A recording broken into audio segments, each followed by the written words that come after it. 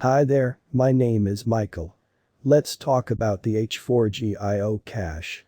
To open the tool, navigate to the dashboard. Select Control Dashboard from the drop-down menu. Now look for the cache widget.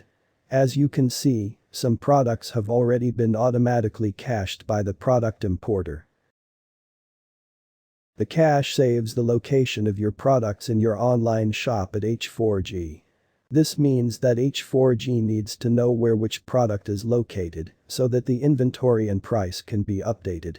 You can clear the cache by clicking on the following icon.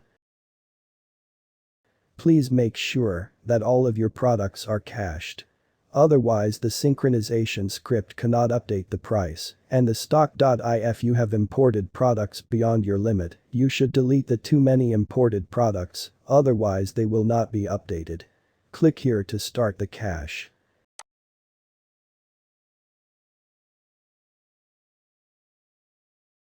That's it.